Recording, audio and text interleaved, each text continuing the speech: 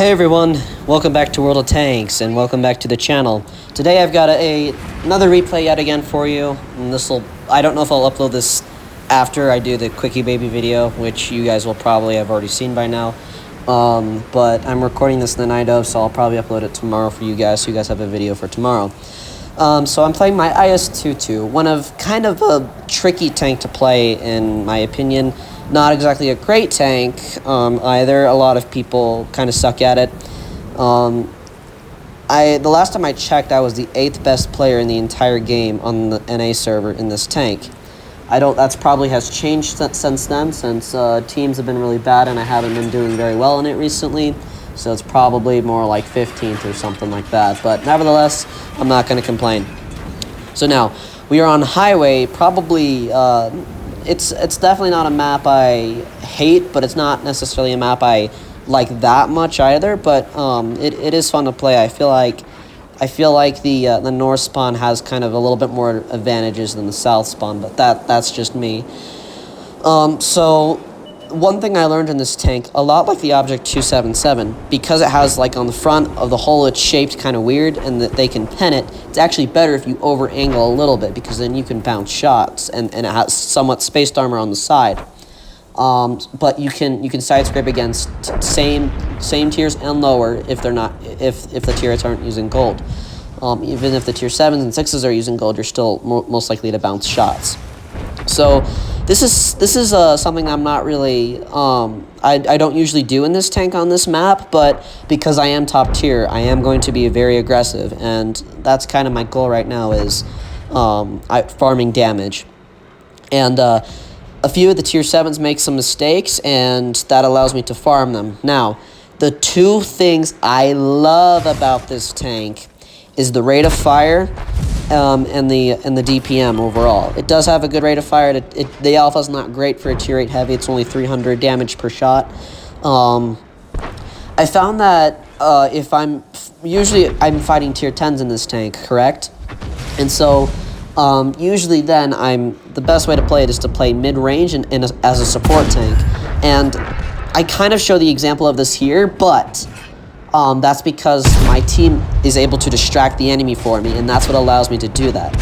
But at the same time, I also do take some of the enemy's attention, and I am able to out-trade them fairly easily. I do have a little bit of RNG at the end of the game, which you guys will see. So these guys are just pushing, and so on this map, if you poke your weak spots out, you're gonna lose because you are just going to get farmed. Especially around these corners, they're very tricky to play. It's very hard to side scrape in these sometimes, especially if there's a lot of enemy heavy tanks, especially in tier 10. Especially if I'm playing in this tank. If there was tier 10, I don't know if I would still go here. I might go to the field with the mediums, but the problem is as well is that I'm not fast enough like the other mediums are. That's the other problem. I believe my equipment setup in this was Vents IRM, which is improved rotation mechanism, and I believe the other one was turbocharger, which increases my speed. And so here's a good example of what I mean, of what I was mentioning earlier about me being a support tank. So the AMX has the attention of this AT-7 and this other tank here, this Tiger P. And so I'm going to try to take advantage of that, and I'm going to try to farm them while they, focus on my teammate. And yeah, I kind of poked a little too much there, but it does end up paying off because while those guys were on reload, my other team pushed. You can see there on the mini-map that they did. And here's when the Tiger P makes his biggest mistake. This is the beauty of this tank. If you're top tier in this tank and there's tier 6, you have to do this, which is permit tracking them like this. It is so beautiful, and I'm so glad I figured out how to do this. And to be honest, that very first shot there I got really lucky on. I did not expect that, and that was pretty lucky on my part. So I figured, you know what, I'm gonna lock him down so he can't get me. And yeah, he paid the penalty for that one. I felt pretty good about that. And kind of like how I did to that AT-7 earlier. But yeah, I don't think he was very happy after that. So I am going to do a salvo here just because I have the time.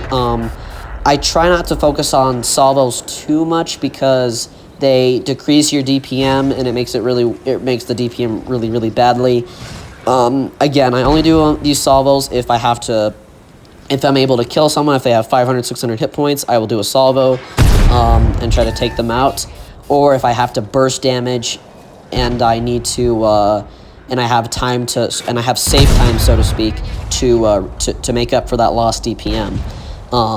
And that's something that you guys have to be very careful of in any of these double-barreled tanks.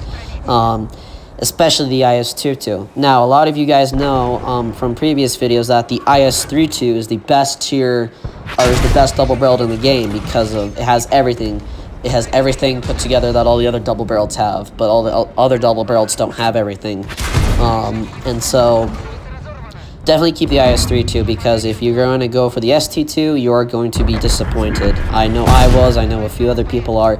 The ST-II can be good if you wish to play like a traditional heavy. The ST-II is a true traditional heavy, just like the 703 is as well, the premium version. But the IS-2-II and the IS-3-II need to be played differently. The IS-3-II you can be more of a medium, and you can be in close range. The IS-2-II you can be a medium as well, but you also have to play it mid-range. So now we're kind of just advancing the team. I was going to go back to base, but I'm like, you know what? It's most likely, looking at the hit points and looking at the map, that we are going to secure our base. So my next idea was I'm going to go hunt their artillery. That was my main focus right now, and you'll see the RNG that I get. The artillery actually outspots me because he's in a bunch of bushes. He's double bushed and stuff, and I am on the move, and the camo on this tank is very bad. I think it's like 8% or something like that. Really bad. But I think the reason I didn't spot that artillery is because he probably had camo in it or something, which allowed him to outspot me. I don't know if he had camo net or whatever, but you know, it could be a number of things. But anyway, this is definitely one of my favorite tanks to play when I do well in it. When I do horribly in it, I rage. You know, it's just a pain in the butt, and I honestly don't like it that much when I have to fight tier 10s. It is awful to play. I mean, it is just so freaking painful. So yeah, it's definitely not a tank for everyone, and I can see why. I think my recents are like 90% better than all the players on the NA server for the last month or whatever it is for recents. And there's the artillery, and I probably should have waited to do a salvo, but I wanted to do it anyway. And look at that, my left gun shot hit his right track, and the right track hit his left. And the right gun hit his left track. How much RNG can you get? And just as I shoot him, the Tiger P takes him out. And I was so mad because I wanted to ram kill him. So, but, yeah. And so I do get the Kanonen after this, which also outspots me, which he should, because it's basically just a bigger E25 is all the Kanonen is, really. So, yeah.